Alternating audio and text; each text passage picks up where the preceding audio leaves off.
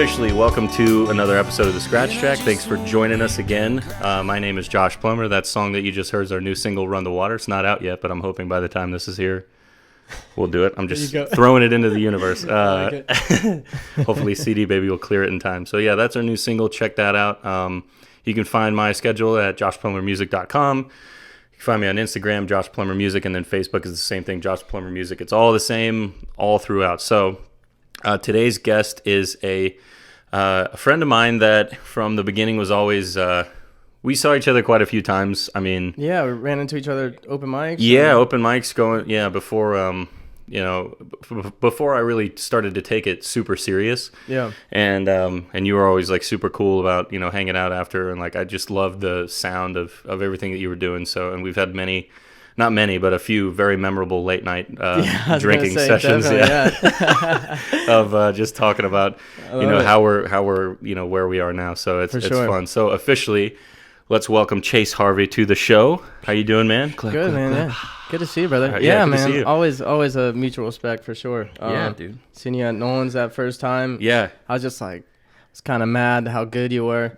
How good your voice was. That was me. Gosh, I was kind of hoping this guy wasn't good. You were so good I couldn't be mad, though. I was like, all right, he's legit. Dude, that was the exact same thing that happened to me. Because I remember, I tell this story all the time to Jasmine. Because I'm like, you remember Chase, right? The story? And she's like, yes, I've heard the story. Because I remember going into Nolan's, and it was Mark Welling that hosted open mic on a Thursday night. And we went there.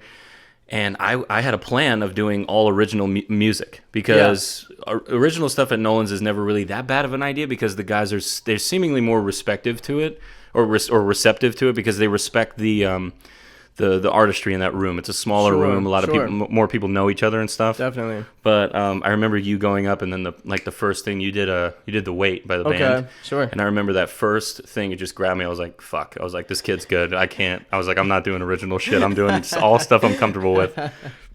But yeah, it was fun, man. Yeah, man, you were a killer. And the guitar player you had with you was really good too. You guys had a good vibe. Yeah, he's great, but sure we don't worked out in the long run. We don't work anymore.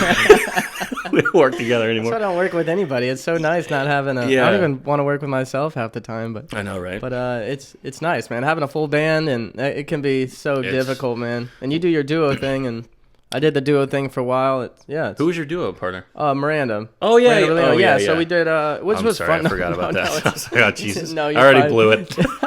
God damn it! No, we had a good time, man. We had a good sound, but it can be tough, and it can be tough to get paid what you want for a duo. Oh, absolutely. And it was ridiculous, man. I mean, the numbers they were throwing out at us was just like $25 more sometimes. It's like, what do you think we're doing here? Right. I say that.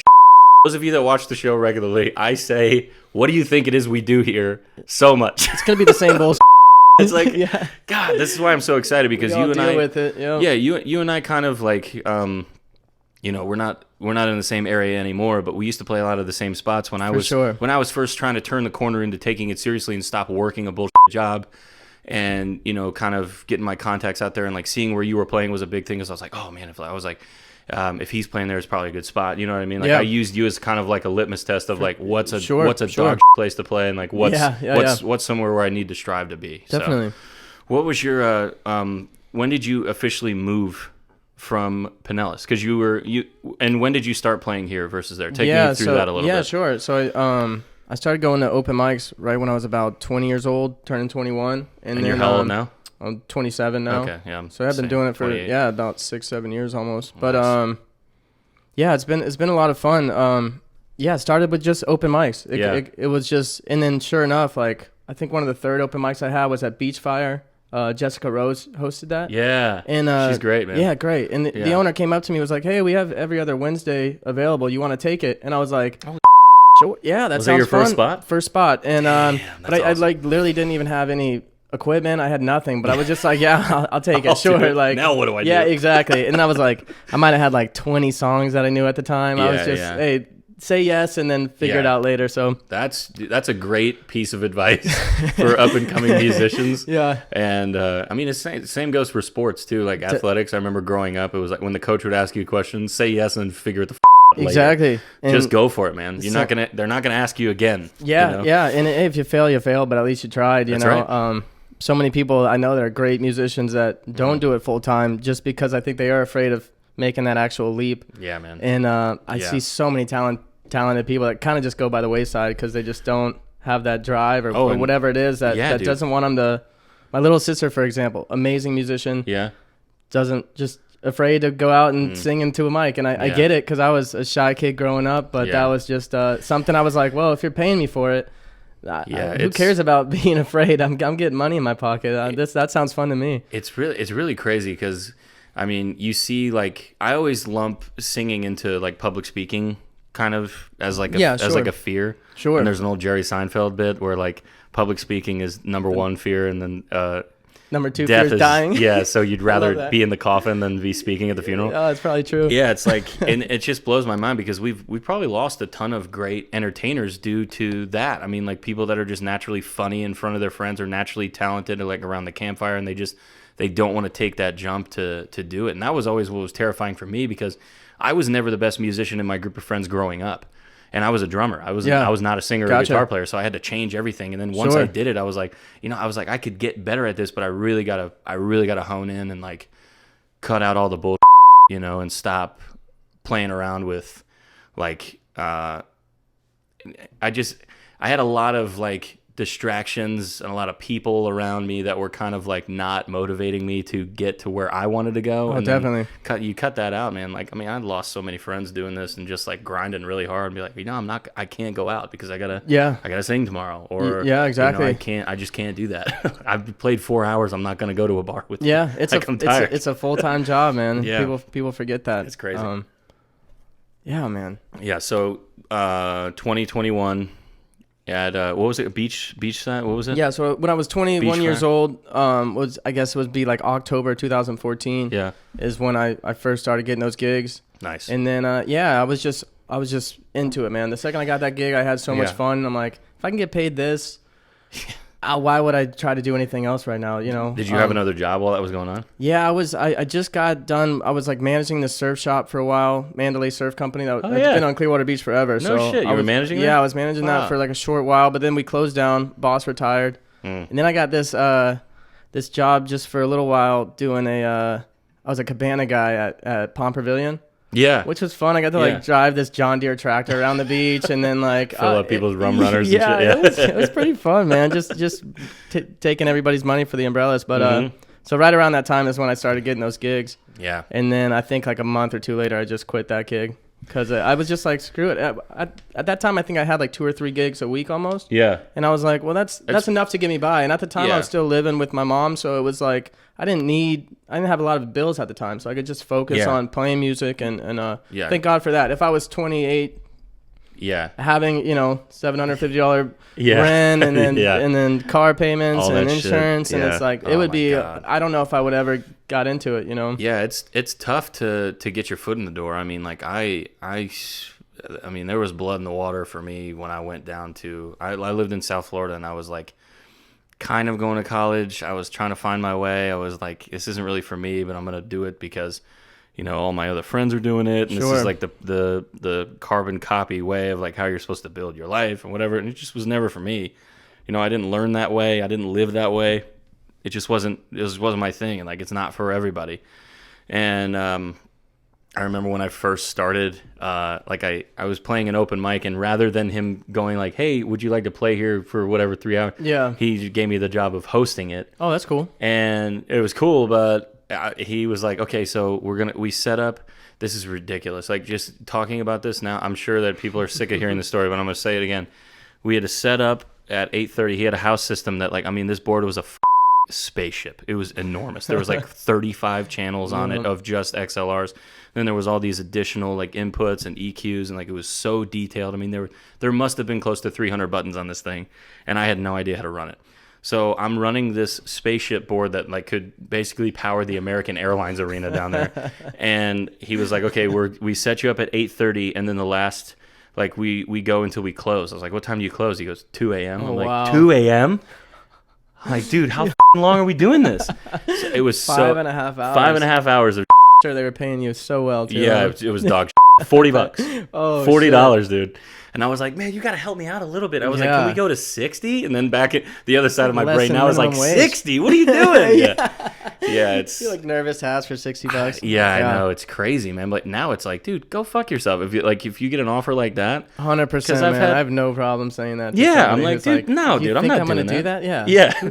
Like whenever, I get this too when I'm working with a duo. I give them what we charge for a duo. Or I'm sorry, what I charge for solo versus duo, and then they go, "Oh, well, could you do the solo rate for the duo?" I'm like, "No, that's not how that works." No, dude, I can't.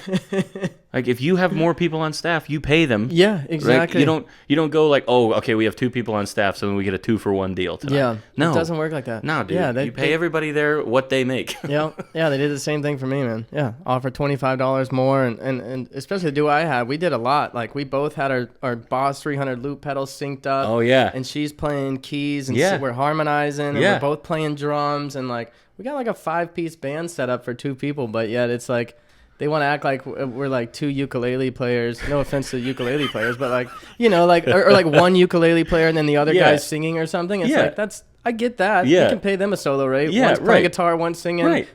One person could do that. But what we were doing, it was like, man. It's rough, man. It's so funny to me, the people that do that. And look, I get it. I mean, when you can't afford it, it is what it is. But like I've told people this, you know, back in the beginning when I first started playing at the Nona, Sabrina came up to me and she was like, "Hey, this guy wants to come in and he said he wants to play for $75 and a slice of pizza." And I was like, "Yeah, he's gonna suck. That's what you're gonna get." Yeah, I was like, "He's gonna suck. I'm telling you right now." And they're like, "No, he seems like a nice guy." I'm like, "I'm sure he's nice. Yeah, sure. I'm sure he's nice. The nicest guy in the world. That's a guy that doesn't know his own worth." Exactly. Like, or he does, and that's what you're gonna get.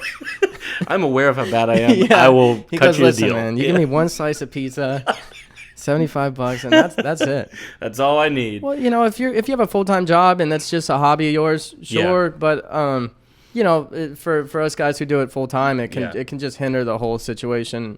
I've had arguments with a lot of people about that. It's like, I get it. You go to open mics, play for free, whatever, but like, don't start jumping into these gigs and asking for $50, $100 and. It can be, especially when they're good. That's when I have a problem. It's like, you're way too good to be asking for $75. Exactly. Like, oh, I'm just doing it for fun. It's like, like no, but stop. Stop doing it for fun because this is a business, man. Like, exactly. We're all trying to survive here, and then when you take less money, that means that they go, "Oh, well, this guy played for less." I'm like, I don't know that guy. Oh yeah, that guy's not a part of my business. Exactly. So, and when you talk to these old musicians, they've been doing this for 30, 40 years, and still the same pay. Still the same pay, or even worse. It's crazy. A lot of places. Yeah, so I know. Yeah, and it's funny because like somebody asked me this. I don't know if you've been asked this either. I'm sure you have over the course of playing, but has anybody ever asked you like where that figure comes from? No. You know what I mean? I have no clue. Like it's just sort of where the rounded figure comes from. Like typically, so I'm pretty transparent about this. I don't do anything less than $50 an hour. Same. I don't. I just can't. You just can't. No, you can't. It's not worth it. It's not. And to be honest with you, you know, I used to do it like pre-COVID, but right now when people are still trying to undercut everything, it's like, dude, I'm working my ass off here just to try to fucking eat, man. I quit my job like 3 months before COVID happened, and like everything just kicked me right in the ass. Yep. And I'm like, I'm getting these things like, hey, we can't really do this. We can't really pay you a flat rate. But like, if you come out, you can play for tips. We'll leave the door open. I'm like, dude, nobody's coming out. What are you talking about? What do you expect's going to happen? Yeah. I'm like, dude. And then when they first like started to reopen, it was like, okay, well, we can pay you, but it's going to be like a discounted rate. I'm like, okay, well then all my friends that I'm going to bring to see me, they get to drink half off. Exactly, right? So that's, I like it. That's the deal. Yeah. You know, like what are we even talking about? Yeah, they can't expect you to be able to it's crazy. Make like, you know, all this money for them if they can't bring people out themselves. That's the problem I have, where people go, oh, how much people, what's your following, like blah blah blah. I immediately go like, I think you got the wrong guy. Like, I will keep the crowd you have there and keep them happy, and you know, my goal is to hopefully they'll all drink another beer or two or hang out and have fun and or like hey, we heard you from the street, great stuff. Exactly. Like, bring a few people in, but like I'm not gonna bring you 40 people from my friend group if I'm playing 6 nights a week. It's that's not how it works. That's the thing. It's you know, the more that you play, the more people. I always equate it to like how closely I used to live to the beach. Yeah, I'm like, oh, I'm always there. I can go anytime I want. Yeah, and that's the same thing that it's the same thing that happens with all my friends. Like I haven't seen some of my friends out in gigs in years, and that's okay. Like I'm not gonna go like, hey, fuck you for not coming. Yeah, you know what exactly. I mean? Like, I know you got a life too, man. You got a job, but it's just funny that like I grow up, you know, with those friends, and in that in that whole scene, it was, we go out to bars, we drink, and we have a good time and everything like that. I'm like, that's what I do now. Yeah, exactly. I play at you bars. Can't even show up to my gig. I'm like, dude, I'm playing at a place where there's alcohol. I'm not asking you to come see me at church. You know what I mean? Like, I had a friend show up to my gig on accident because he was just happened to be there. Yeah. And I was like, I was so full of myself. I'm like, dude, thanks so much for swinging by. And he was like, honestly, I didn't know you were playing here, but that's cool, man. I'm like, oh, fuck me. I'm like, geez, dude. Oh my God. That'll happen. Thanks so much, man. Like, oh no, it's not for you. At least he was honest, but I was like, gee, you could have lied. That would have been way better for my confidence. Oh my God. Okay, so we kind of got sidetracked. Yeah, sure. Okay, when so did you? I moved to Cocoa Beach. Yes. And so it's a couple of years now, right? Yeah, October 2017. So. Oh wow. It's been a that while. long. Yeah, it's been Holy a while, shit. dude. So yeah, And just how often do you come back? now I've been coming back every third weekend of the month. Nice. Just doing a run of gigs. Yeah, Nice. Barfly Friday, Saturday, and That's then awesome. Sterling too, Wine right? on Yeah. Sunday. Some of my favorite places when I was over here. Yeah, man. Yeah, I just want to get back into town more often. I spent the last few years just being over there, even though I'm only 3 hours away. I was like never getting back into Is it 3 town. hours? Yeah, even less. Yeah, Yeah. 2.5. Two Yeah, sometimes maybe from here. I like that. I like that area over there too. I mean, I love it too, man. I love to surf, so it's just Yeah. more relaxed too. And Yeah. I feel like over there I get a little more respect from the musicians Listeners. and from the restaurants themselves. There's not as many solid musicians over there, so they Okay. do appreciate the ones that are good. And over here you can just feel like I was just a bit of a small fish in a big pond in a way, and just getting stuck in a corner of a bar that pays you well, but you're like, what am I doing here? Yeah. And then all the good places, the booking guys taking over, and then there's just all this stuff that's just. We won't name any names, but we know who you are. That was one of our first big things. That was one of our first long. I was probably just ranting about that talks. drunk for an hour, but I mean, I do the same thing. Like people I'm just are like territorial, we get it, I guess, about my friends, Yeah. and when I you see get it, someone man. coming in from out of state and then just moving everybody along, it's Right. like, and then no one's getting paid what they should, and taking money from the top, from the Yeah. bottom. I'm like, Yeah, I've heard from, and this is kind of funny. I don't know how true this is because I wasn't there, didn't see it, so I have to preface it with that. But this is just a story that I heard, and if it's true, it's fucked up. But if not, hey, whatever. Sure. The person that we are talking about right now, I don't even want to take the time to bleep out his name I'm because it's not blocked on even worth Facebook it. from him, so I think I blocked him because I was tired of seeing. Oh, all this for sure, shit. dude. I got an email from him like 11 months later after Nice. I inquired about shit and like other shit. So yeah, it's crazy, man. well, he was a lot of people just stopped going to him, so he was trying to pick up everybody he could, I think. But He was like, I'm losing. so it's people. gonna happen, it's Yeah, gonna and happen. then he told me, oh, I'm sorry, like we can't. He's like, what days of the week do you have open? I was like, well, I book myself on the weekends and I have an every Monday and an every Tuesday gig, but I have Wednesdays and Thursdays open and some Sundays. Yeah. And he goes, well, those weekday gigs only really go to the guys that have been with the company for long. It's a seniority thing. And I was Yeah. like, so what you just told me is that I'm never going to get this. Yeah, because I'm the newest guy. Yeah. So there's always going to be somebody newer. Oh, yeah, it's like a fraternity kind of thing. It's you gotta ridiculous. like pay your dues Yeah. and like It's kiss fucking his nuts. ass. It's a whole thing, man. you gotta fucking Yeah. say. Oh yeah. That shit makes me so that- fucking mad. When I heard that, I was like, Oh my no, God. no one should ever have to do that. No, man. Ever. that's ridiculous, dude. You might as well fucking brand them on the fucking side Yeah, of the face, bro. Like, exactly. it's Get a it's tattoo, why don't so you? stupid. Yeah. It's like, oh, thanks. Like, Oh, shut up, stop, dude. You're taking Like, money from me. Yeah. I know. There's I just in this kind of business, I just don't think there's room for a lot of booking guys unless they're just doing it for free or whatever it is, or if they're just getting a lot of money, that's fine. If they can pay us $250, $300 for a gig, take all you want. I'm okay with it. If it's a regular bar gig, fine. But like when it drops under $50 an hour, and then I gotta pay you on top of that, what are we doing here? Yeah, what are we doing? Yeah. Yeah, it ruins that. It ruins the hunger and the fire and the hustle of these guys that do it themselves. Yeah, like definitely. I almost bought into the machine where I'm like, dude, I just need help doing this because everybody's stiffing me. Oh yeah, exactly. I just need a chance. But yeah, for sure. It ruins that like pull yourself up by your bootstraps kind of mentality. Whereas like he could just hear you one time, and then you never have to work again. Yeah, and then you don't have that fire inside of you, or like when something goes wrong, to like you have to be able to be the one to figure it out yourself. Exactly. And that's wild to me. But anyway, the story that I heard was that he got into it with somebody who didn't show up for a gig, and then he was trying to get the money from that guy or for that guy. Yeah. And the people that were working there were like, dude, he wasn't here. Yeah. So we're not giving you a check. He wasn't here. And they're like, no, he showed up. He told me. Yeah. And then they're like, bro, what are we even talking about? You weren't here. Yeah, exactly. You managed like 80 other people like across the county. Yeah, like, he no. wanted that money, yeah. Yeah, so it's like, dude, this is so fucking ridiculous that you take the time to do that, but if it was the other way around, he would disappear for fucking 11 months. 100%, yeah. And my favorite is the people that have been playing at some of these spots for like 3 years. He comes in and goes, I'll let you keep your job, but you got to give me this money now. Unbelievable. And they're like, well, you didn't book this gig for me. So, and then they go, all right, well, then you're out. I'll bring someone up, you know. Unbelievable. We don't have to keep talking about this guy. But Right. But it's tough, man. And for me, it's just like, I'm not a big fan of seeing that happen in my town and places. I grew up on Clearwater Beach my whole life. And I love these places, but me too. It can be tough, man. And there's always one of those guys in every town you go to. Yeah, I mean it happens over there. You just have to be weary about. There's guys out here. Characters, yeah, man. There's guys out here too. I had to call one and just be like, listen, we're not doing this anymore. Yeah. And she was like, what was going on? I was like, well, I don't want to say the name of the place, but I can say it and I'll just bleep it out later. Sure. It was called JF Kicks out here. I got to put my face up here so no one reads my lips. Like, I know what you're talking about. For the 20 people that watch, thank you for You guys know who we're talking about. Yeah. So I had like one a month booked for like the remainder of the year, and I just had one where it was like, I mean, just where it was just piling up one after the other. Like issues were happening where like there was a DJ there that night, and he was bringing his stuff in and setting up while I was in the middle of playing.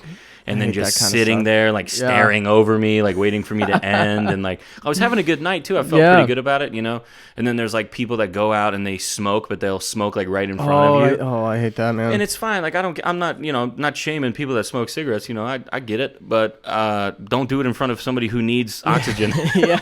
Like, when I'm right in your face. Like, it was that, and then like, you know, people just didn't really like it. And, you know, I had a lot of requests for things that I didn't really, you know, it's just the typical shit. And I was like, I can't do this anymore. She was like, why? What's the deal? I'm like, well, I'm more of like an alternative kind of like singer-songwritery kind of thing. I don't do a lot of the stuff that they want there. Yeah. And, you know, if I play there as like an original act, like it's fine because, you know, people will come there for me, but if they're coming there for a specific type of music that they can hear anywhere else, just go there. Yeah, Go somewhere else. Yeah. Don't bother me because I don't like your fucking music. Like, it's not my problem. You know what I mean? Like, yeah. I'm sure you get that all the time. 100%, man. You won't catch me playing Sweet Caroline. No, fucking dude. ever. No, so it's just. But that's not who I am. Man. It's just like, and that's not how you know, that was one of the worst pieces of advice that I got in the beginning was like, you need to start learning all this stuff that everybody knows so they can get comfortable with. I'm like, why? Yeah, exactly. Why do you want to do that? You need Hotel California, Jimmy Buffett. Yeah. It's like, well, listen, man.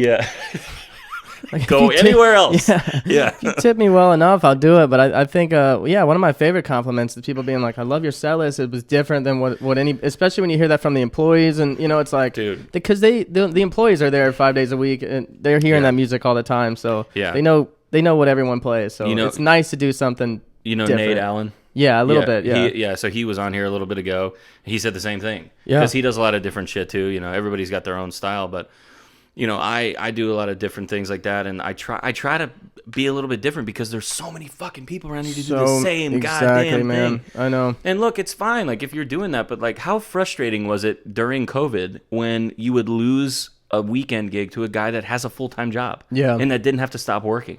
Yeah. How frustrating was that shit? It was wild, man. Like, I hated that. I'm like, dude, you're the one that does the same thing everybody else does. I'm like, I'm out here trying to eat, dog. For sure, man. What's going on? I got really lucky on the other coast. When gigs started coming back, I got booked, man. I think I might have even pissed some people off, but I was like back to working like 5 days a week. And then some of my friends who were good were just like, dude, how the hell? And I'm like, I don't know. People contacted me, Luckily, I'm, over there too. It's more people want you there on like a weekly basis kind of thing, which is nice, but you can get burned out a little bit, but at the same time, it's if you're a good musician over there, they want you there often. Mm-hmm. So some places I play like back-to-back days. I'll take I see that. Is it Rusty's? Rusty's? Yeah, I love that place though, man. And it's little touristy spot, so there's always different people and nice big stage to play at. The tips are unreal. I mean, it's just I'll play there any day. I would love to do like a residency there if I could. That'd be great. Yeah, I mean, you never pass something up like that with good people, you know. Oh, for sure. So I got lucky, but over here, I'm sure it was so much more competitive that it was that could be tough. It was a little, it got a little dicey. We were running into some of the issues, like I said, of the lack of interest in paying fairly. Yeah. Oh, yeah. People started dropping their rates. Yeah. It's like, well, that's not how this works. And it's like people were broadcasting it. That was the thing. Yeah. Like I know people personally that were like going on Facebook going like, listen, I play for a discounted rate and that makes up for it in tips. I'm like, don't say that. Say that. Don't say that. And especially too, like I don't care, whatever, the people that do that and I may have differences, but I can respect good music when it's good music. You know what I mean? Like I might think you're a fucking asshole, but like I'm not gonna discount the fact that you're a good player. Yeah, exactly. A lot of the people that I've worked with are good musicians. They're just not good people to be around. Fair enough. Yeah, definitely. So it's just one of those things where you got to kind of separate the art and the artist and understand that. But it's so frustrating when people are like broadcasting that for everybody. I'm like, dude, this is the internet. This is where they look at shit, man. Exactly. Oh, that would be infuriating though. Somebody with a full-time job that starts taking these discounted prices on gigs. It's like, I'm like, just do it online. Do whatever you got to do. Make tips, but like, don't start coming out to the restaurant business. And those, we needed it desperately, man. We did. I never thought something like that would happen, but no, and it was pretty wild. Did you ever get it? Did you get COVID? No, I never got it. Never got it? I mean, I don't think so. I got sick in early March, but who knows? It could have been anything. Could have been. Yeah. I don't know. I got it on Christmas Day. That was fun. Oh, wow. Fun shit, dude. All right, no. I know you want to play. Dixie with the squeaky toys. Yeah, I know you want to play, but we can't right now. We're gonna have to cut all this out. He's hyped up. It's Friday. Oh, good. Friday. Okay, so you moved. Oh my god. Damn, I didn't realize how much toys you got over there too. She's a pit bull that doesn't de-stuff and like wreck her toys. Sure. So she'll just chew it until the squeaker pops and she's like, I'm done. And then lays it to the side. So now we have a whole fucking thing of toys over here. Yeah, it's crazy. All right, ma'am, you gotta go lay down. What's her favorite toy at the moment? She likes her lemonade. It's got a little straw that she can kind of chew on, and it looks like she's drinking out of it. Pretty fucking cute. Yeah. But she loves the stuff with loud squeakers because she likes to think she's killing something. No, I'm kidding. Those mean pits. She's vicious. Look out. So vicious. Yeah. But when you go there over in 2017, has anybody moved from here over that way, or was that just like did you do that all on your own? Do you have family over there? No, I just was tired of being over here. I think I spent 3 or 4 years playing at all the same gigs, and at that point I felt like I've been playing at some of the best gigs around town, and just like, all right, is this it? I didn't know where else to go, and just sort of felt like I was getting in a bad habit. All your friends are bartenders and work in the scene, and then you're drinking 4 or 5 nights. Yeah, man. 4 or 5 beers every gig, and you're like, what's going on? Are you even? It's days where I was like, all right, I'm not going to drink tonight, and then I'd have a friend show up and be like, hey, we're all going to this bar next door. Swing by for one, and I'm just like, all right, I'll swing by for one, right, and then like one turns later. into an all night thing, and then the next morning I'm like, oh, fuck, man, why did you do again? I keep getting into this, so I know. So that was a big part of it. Just wanted something different, man. I wanted to surf a little bit more, and at the time I was a little out of shape. I just felt like Cocoa Beach was the place. It was always like a home away from home for me. Used to drive over there a lot when I was a kid, doing little surf competitions, and our family would stay there for weeks at a time. And I felt like there was enough bars in the area that I could make it work. So yeah.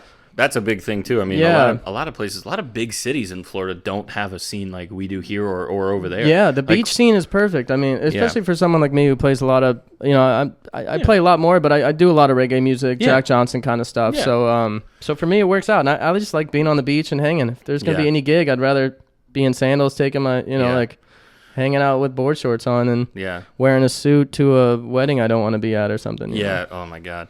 Hey, did you promote and plug your shit? No, I don't really have much to promote, but yeah, I mean, Chase Harvey Music. Okay. I forgot to do that. Oh, you're all good. Yeah, find me on Instagram, Chase Harvey Music. Yeah. 12. Yeah. I believe so. I had a Chase Harvey Music, and then I lost the account or something. Like, I don't know what happened. So we got numbers on the end of that one. Yeah, it's a good follow. You do good stuff with the animations and the posting and everything and the videos try, man. and stuff. I'm so bad with the marketing, but you know. Well, that's what I mean, when you do it yourself, eventually you get burned out. Like, how many stupid fucking jokes can I make when I post about where I'm playing? Exactly, man. So that's my thing. I try to put a picture up and then just put as many gigs as I can for like almost a month or whatever. At least it's like a one-time deal. Yeah. Like, you know, for special gigs, I keep posting them, but yeah. But most of my gigs are pretty regular anyway, so it's like exactly. I'm playing kind of a weekly basis at these places, so nothing's really changed. But yeah, it's fun though. That's a whole, you know, some people are so good at that though. Like the people that aren't usually the best musicians are so good at the marketing side, where you're like, I can't blame this guy. He's getting all the good gigs, but he's just a workhorse. That's so funny. I just don't have that in me, I don't think, man. I mean, everybody's got their talents too, but the other thing I always think is funny is like I'm guilty of this too, where like you just steal pictures because you're lazy. Oh like, yeah, for sure. I'm running out of content. I just go and download these like free image sites. Find the guitar over the lake with the reflection. Here we We've go. all used that one before. Everybody. I got a business card when I was 21 with that picture on Did it. you really? I think so, yeah. Something like that. I got to re-up my my business card. Same. I got like 10 left in the pot. Yeah, mine was from like 22. I give them a business card. They're like, oh, yeah, they're expecting some like much skinnier version with a haircut. And then I'm like, they're like, who the fuck is this guy? Oh, there's some guys that are way worse, though. Like in the picture, they were like 32, and now they're like 62. And you're like, you're still using that pic from the 80s, man? It's like cardstock. It's like fucking tips, like brick. Yeah. Oh, my God. I don't make them like that anymore. So when did you first start playing guitar? So, yeah, I was... and is that your first instrument? Yeah. First instrument. I felt like I was always like very musical, but at the same time I was an athlete. You know, I played on like a really competitive soccer team, and that like took up my whole life. But we were at my dad's friend's house. This guy Dan, and he sat down and started playing guitar, like Puff the Magic Dragon, and like some of these cool little American Pie, and like just these fun little songs. And I just thought it was the coolest thing. And then my dad's like, "Oh yeah, I know how to play the guitar too," and I'm like, no way. What? So so apparently he learned in Korea when he was stationed in the Air Force. No shit. But then didn't touch a guitar at all. So my whole childhood until 10 years old, we didn't have a guitar around the house. So like the next day, my dad bought a guitar from the pawn shop, this like old Washburn, and then sat down and started playing like James Taylor songs, and it was like really good. I was like, I couldn't believe it. Like my dad always had these weird like little. He was always good at something that you never knew. So I just thought it was like the coolest thing, man. I feel like a lot of those older military guys have those like special skills, like where shit goes down. You're like, oh my god, you can do this. Like, what the fuck? My dad was definitely crazy. Into the world type shit. He would have been a good one to have on your team. But So he was like just a fucking natural, man. He was really good, but just never really played. And so I learned when I was little, but I never took it serious. I was still playing sports. It was something I'd sit it on my lap and watch TV and just hit random chords or whatever it was. See what sounded good. I would play with my thumb on it, I would like literally just play Smoke on the Water with my thumb, and I didn't know what I was doing, but my older sister also got into it at the same time. Is that the one you said is actually my younger sister is probably, I think, is more keen to probably playing out gigs and stuff. My older sister's good too though. And but she took all these lessons, and then she'd come home and she started teaching me what she learned. But then she got really upset because I was learning at the same pace she was, and then so she stopped teaching me. And then she just got burned out and quit. And that sibling rivalry, man. That's exactly. But yeah, there's a part of me that I'm glad I didn't take any lessons growing up. I've never taken a single lesson. Wow, really? No, just played a lot, and I'm glad for that, It was always this like fun hobby I had until it got to the point where I was like, well, I've been playing too much to not try to make $1 off of it. If I was going to do anything for a living, I wanted it to be something I enjoyed. So it was one of the many hobbies that I have that I was like, all right, this is something I could pursue, and I enjoyed the lifestyle. I always enjoyed going out to bars and listening to people, I mean, Greg West in particular, I would see when I was like 14 or 15. Me and my dad would go watch him at Buffalo Wild Wings like every Wednesday. Oh, shit. And it was so cool because he would just have, 12 speaker, like, same mixer, guitar, vocals, that was it. Like, he wasn't doing all this weird backing track shit. Yeah. And I just was like, oh, this is like attainable. Like, I could do this. And he was just good, man. Really solid player. Yeah. And he had a huge following, man. I mean, he still does. Crazy. Yeah. I mean, he deserves it, but But yeah, I think he was like one of the local guys that really got me going like, oh, I think I could like probably do this at some point in my life, you know? Oh, yeah. And so that's where it started, though. Yeah, and then it just went to going to open mics, and Joshua Riley was a big guy that he was hosting a bunch of them, and he got me into a bunch of gigs. And we got to talk about that later, but I actually just met him for the first time at the John Prine tribute. And I was jealous about that one. I wanted to go there. What a fucking night that was, man. That was one of the most special nights of music I've ever seen. Like, locally, I see believe all these people that are, like, from our zip code that are that fucking good. It's like, what? Like, how do we live here? This is crazy. I love John Prine, too, man. Yeah, so it took me a while to get into him, but I always remember hearing him, like, around the house. Like, my grandfather listened to him, and, like, obviously, like, I always used to hear the legends. A lot of the guys that I listened to, like, you know, Dave Matthews and Nathaniel Rateliff, like, they're big John Prine fans. Oh, for sure. And so I knew about him through the guys that I listened to more currently, and then did more of a dive on his catalog after he passed, and kind of really gain an understanding of what these were, rather than just kind of hear these songs in passing and like really dive into the story. Sure. I was like, holy shit, man, that's this is fucking crazy. He's definitely that Bob Dylan type where you go like, at first you go, oh, he's a singer-songwriter, but then you listen to the songs and you're like, shit, man, this is really good stuff. Really good. That's why I also love people covering it that have great voices, because it brings that song to life. You know, it's same with Bob Dylan songs. It just anyone who covers it, I'm like, this is probably how this song should have sounded. Yeah, right. It must be somewhere. Like, what is going on? Yeah, I was never like into Bob Dylan's voice at all, but like he's got his unique style for sure. Songwriter though. Yeah, him and John Prine. Yeah, and he was. I mean, they were doing that kind of style of playing and that sort of lyrically driven, storyteller driven songs with, it didn't really matter what it sounded like vocally. It was like you're just listening to somebody like read a book. Yeah, exactly. Which was cool. For sure. Which was dope. But I just met Josh, and like he is such a cool dude, such a fucking killer musician. I would love to have him on here, you know, but I'd be embarrassed to even ask anything like that, because I get. Oh no, dude, he's such a nice guy. I'm sure. I know. Josh, you better do it, man. I get so like nervous when I'm around people that I know are that fucking good. Oh, dude, he's literally like one of my favorite songwriters, like, of all time. Like I'd put him with John Prine, man. I just love his style of writing, and it's one of those. He's one of those guys that like can tell a story, and you know what that song is the first time you hear it. You go like, oh, I know what the story is about. Like, and that can be a hard thing to portray and get across. A lot of times I hear great lyrics and I just go, or I hear great songs and I'm like, what's that song even about? Yeah. I was telling him when I saw him at the last Melody Artisans, not the one that happened this past week, but the one before, I went and did a couple, and I heard some of his like a full original set with him, and then I was talking to my friend Glenn, excuse me.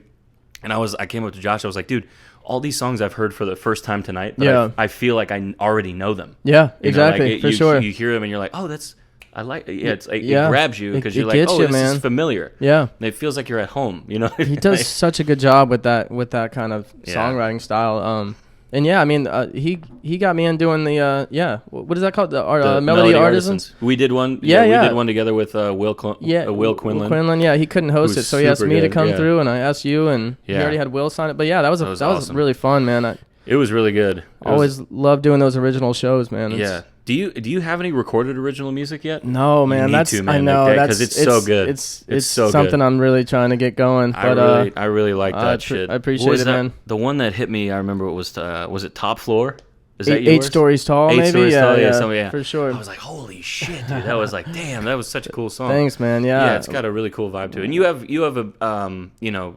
you don't write in the standard like like I do, because I'm nowhere near the guitar playing level that you're at. Oh, because thanks, like man. you do. You're there though. You play some weird chords. Yeah. I don't even know what the fuck they are. That's man. all the Dave Matthews I love bullshit it. that I pretend to figure out. Don't act like you can't hit that thing. Yeah, but it's like you do a lot of like lead lines, and you understand like the theory, I guess, a lot better than me. So when I pretend pretty well. When I see that happen, I was like, oh my god, it's so nice to see. Like, because the new single that's out right now that we just did is kind of like me sort of, it's almost like a satire musically. Sure. Because I'm trying to, like, bring in people that don't like my style of music that I know personally. Oh, I love that. You know what I mean? Yeah, Where I'm yeah. like, all right, if you guys aren't going to listen to this shit, like, I don't know, you know what I mean? Like, it's my first, like, dive into pop music. Yeah. But I hate writing songs like that. I get it. You know for what sure. I mean? Yeah, catchy. It's I mean, the it's same thing over and over again. It's like whatever, like that C add 9, G, D, E minor 7. Yeah, it's like what the fuck are we doing? Like every pop country song ever is that chord progression. Oh, I don't want to get into country pop music. Yeah, man, it's dog shit. Embarrassing. I knew you were gonna be a good guest. Yeah, so it's crazy, but like I always appreciate when guys write a little bit differently, and like that you can see. And we did one together too. I think we did Jolene. Or something together. We tried to do the Jolene. Yeah, that was fun. Like, man, we tried to do. I don't know.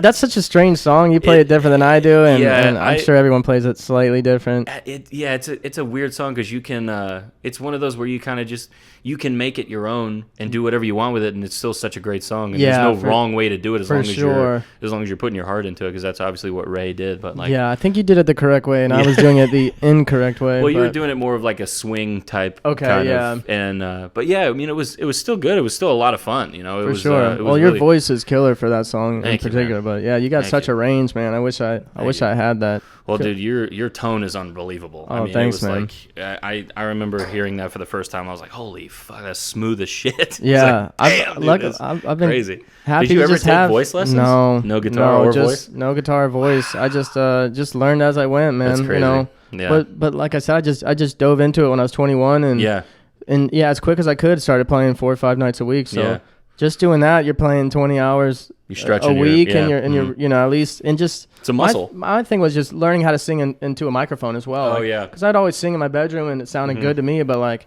getting the right, trying to get the vocals right on a microphone, and just getting the levels right, and I felt like I was always singing too loud and burning my voice out. Like I regret the first 2-3 years of just felt like I was singing way too loud and out of my range all the time. And you gotta find the stuff that you're comfortable with, that sweet spot. And then, like, when you're playing that many hours a week, you gotta find a good like warm up spot. You gotta find a good cool down spot. Exactly. Now I'm a little more dialed in with what my voice can do on that day, and I have a specific songs for. I can get through a lot of days at 50-60%. Yeah, for sure. Sorry, I'm just gonna turn it. Oh no, you're good. I saw it go red a little bit. So that's all right. Good. We can go in there and fix it later. So you, when did you know, like, that you could sing? Did anybody tell you, like, oh, you got a good voice, or did you just kind of? Oh yeah, I don't know. I think I didn't know. My dad had like a little karaoke machine we'd always sing into. I felt like I always had an ear for it, but it just. No, I don't think anybody really said I was a good singer, but I think I was about 14. I think I was in 8th grade or something like that. And this kid always had a guitar around like before school started. Yeah. And I just learned this Colby Calais song called Bubbly when I was little, and I could get up there too when I was like before I hit puberty. And I remember playing it, and there was like a few girls around.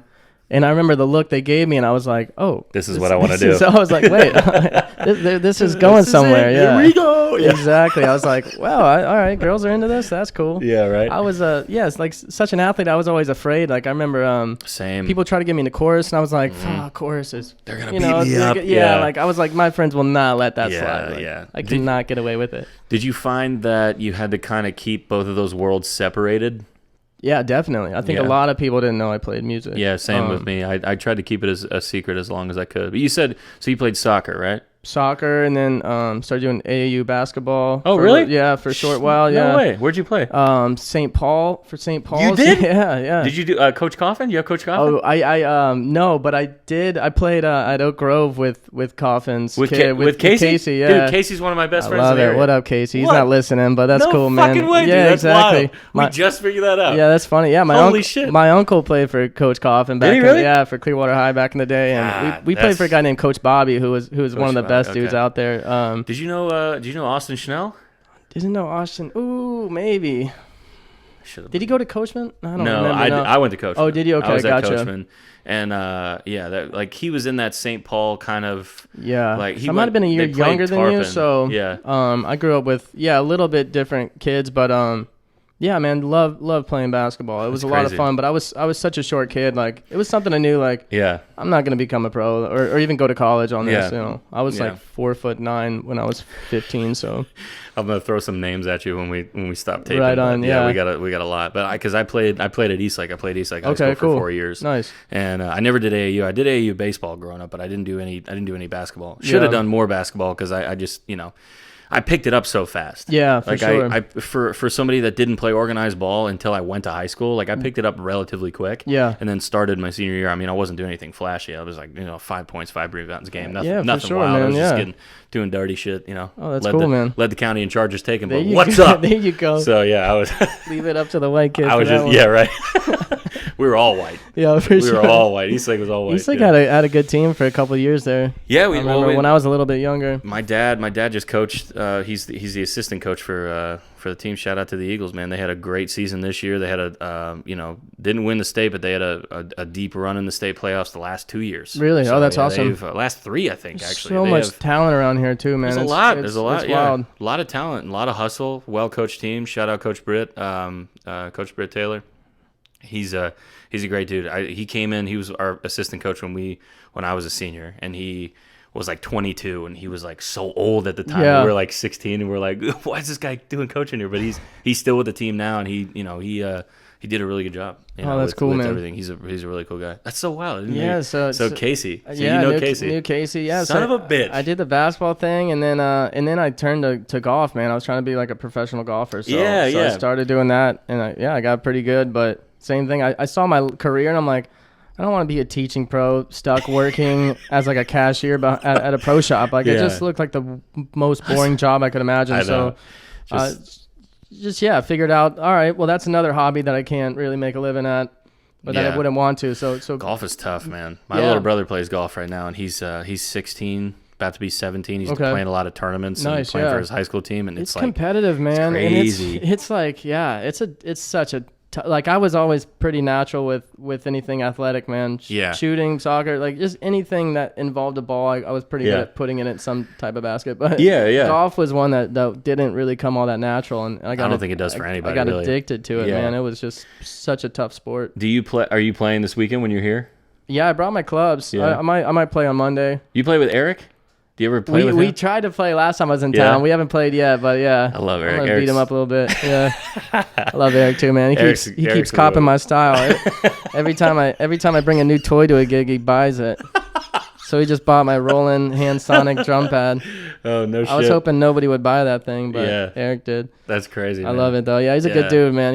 I texted him recently. I was like, hey, man, love to have you on the podcast to talk with you about some stuff. And he was like, yeah, man, sounds like fun. He's always been super sweet and like super nice to me, dude. Like he, like guys like you and like Eric and, all the way up to guys like Josh, when you hear something, when you can actually like, do you need another one? Sure. All right, we're going to reload in a second. When you hear stuff that's like positive about your playing and your style from like people that you hold in such high regard, it's like, dude, I don't even know where to begin with that. It's so wild. And like, I remember when I first started hearing it from people that were like, that I thought were so much better than me. Like, and when Eric was one of the first guys that I met, when I first started to play, like right before you. Yeah. And he was, very complimentary, very nice about everything that was going on. And I was like, oh man, this is so fucking cool. Yeah. I was like, I didn't know that like people even knew who I was. Oh yeah, for sure, man. He's always been such a good guy. And I met him real similar to me and you.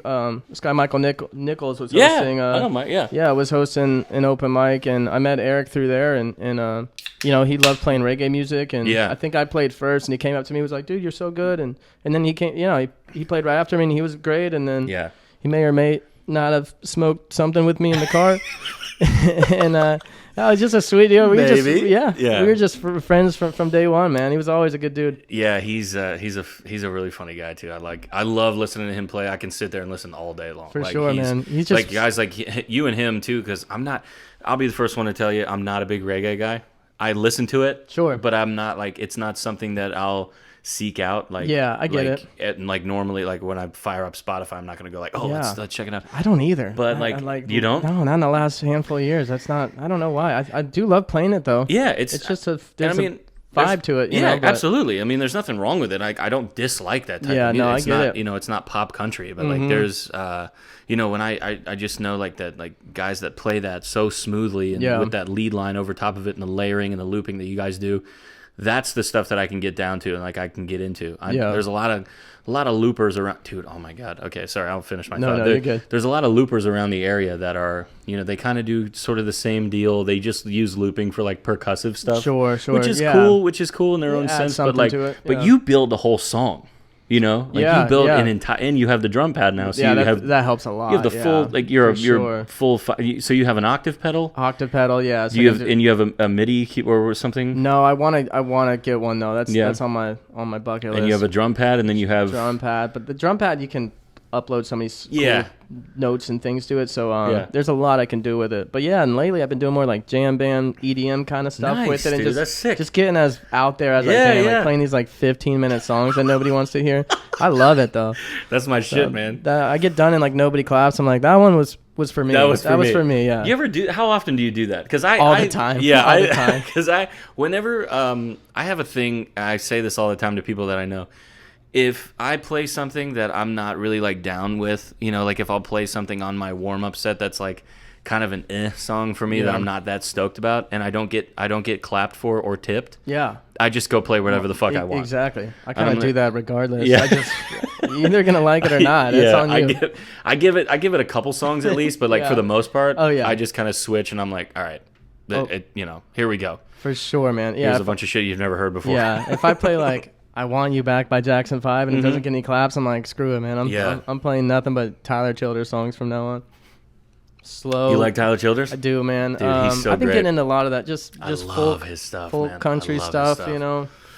A lot of Billy Strings. Billy Strings is love Billy Strings, man. Wild, unreal. Dude. So fast. So good, so fast. Man. Holy shit. He's like a metal sweeper for like. It's crazy, dude. And when he plays the electric, he's unreal on it too. And he did this thing called Grateful Mahalo, which was like they were in Hawaii doing a bunch of like Grateful Dead stuff, cover stuff, you know.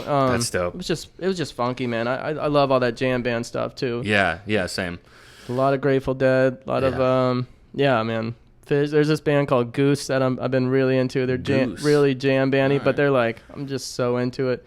And then they do this like little acoustic duo trio thing, covering a bunch of John Prine songs and stuff like that. They're really funky, cool. Yeah. That's awesome, dude. I love that. God. So yeah, man, my whole my music's just all over the board, man. And that's good. That's what you got to do when you're out here trying to make a living doing it. You know, you don't ever you'd get bored how much you play. If you play the same shit all the time, you'd fucking you'd die a little on the inside at the end of every night. 100%, man. And that's my hardest part is I'm a little overwhelmed playing music because I do have these like reggae-ish poppy kind of songs, but I also have this very like folk, more mellow jazzy stuff, and I'm like, which one do I do first? Do I want to do this? Like, so I might just do like the folky chill stuff. I think it'd be easier to at least get an EP out with it. And then, dude, absolutely. And then focus more on like the big band kind of thing later. Yeah. Because it is just overwhelming sometimes. It is a lot. And like, because have you been to the studio before? I've been to a couple studios. I did like a couple demos before. But no, I mean, never really like full on it's with really the click intense. Track and with like, and you know, you're trying to get it in a timely fashion, so you're not paying too much money for it. And it's a little daunting when you first go in there. It's like, sure. Oh my god, you see all the wires and all the things, and like all these people are talking to you like you're supposed to know exactly what's going on. I'm like, it's like going to the cockpit of an airplane when you're a little kid. You're like, it's like, what do we do? Buttons? Yeah. But exactly. People are throwing numbers at you, and I'm like, what keys? 145. What are we doing? What are we talking about? I know. I mean, I know keys, I guess, but like, sometimes I'm like, I think it's in a C. Yeah, it starts in a C, but is it? Could I don't know. Am I starting in a fifth? I don't know. Yeah, I know. Yeah, it's I talk. It's a little inside baseball for you, but like when Keith and I are in the studio, before like a song will go, and Steve will be like, "What key is this in?" And I look at Keith, he goes, I'm like, C. It's in C. It's in C. I love it. That's the goal. Bring somebody in who knows what they're doing, and then have them kind of. Because I don't fucking know. Yeah, they can translate the. Yeah, when Keith's not there, Steve will go like, "Well, what chord do you start on?" I was like, "It's a G," and he goes, "Oh, okay, capo's where?" And I was like, "On the 2." He goes, "Okay, we're an A." I'm like, "Oh, okay." I was like, because it's like when a teacher is like, "Okay, you understand the formula? All right, I'm going to give you a problem. You figure it out, right?" I'm like, I freak out. I know. I'm like doing math in my head. Yeah, like, if you give me enough time, G plus 2, yeah. That's the whole thing with like the way I learned guitar was all numbers. So I was like, okay, 3 plus 2 is 5, for sure. G plus 2 is 5, and 5 is an A. Like everybody listening is going, what the fuck are you talking about? Like I don't even know what I'm talking about. It's wild. I didn't know how the guitar worked until I started learning bar chords. I was like, oh, okay, so this is where G build off of is. that. Like, okay, I kind of get it now. I still don't understand it. I've always felt like an outsider, I guess, in the music business. I've never really had a lot of musical friends or same. Or I still feel awkward going into a guitar store asking for something. Me too. But it's just kind of funny because these guys know everything about music, but if they really could play, they'd probably be playing gigs instead. So I don't know. I guess I shouldn't feel too bad, but I do feel weird. I do feel weird going into a music store. Yeah, I mean that's why people have guitar techs. Yeah. Oh, for sure. And sound engineers and lighting experts. Exactly. And marketing people. Yeah. I know. We do it all ourselves. We do it all very poorly. Okay, I have to ask you this because I kind of have a story on top of it. But sure. do you have you loop a lot? Yeah. Have you ever had a nightmare like looping experience where like shit just wasn't Yeah. Where you're not catching the one or something like that. It's definitely happened before. Luckily, I can try. Like, I have a good loop pedal, so if something doesn't sound right away, I can kind of like just go back into the first part. But sometimes I don't realize it until I start drumming. And when I drum, I'm like, oh, this is not good. Yeah. So then sometimes I just kind of go back into it and try to get it done as quick as I can. But that is like one of the worst feelings stressful you can have. You got to get it all right because you're building from one track up to like what 5 or 6. Yeah, or more. It just depends, but that can be a problem. I've been on the other side where it's been bad, and that makes me feel very do you start to awkward. sweat? Oh yeah, I'm just like, stop it. Yeah, just don't do it, man. Or some people just don't have the rhythm for it, and they try to loop, and it's like.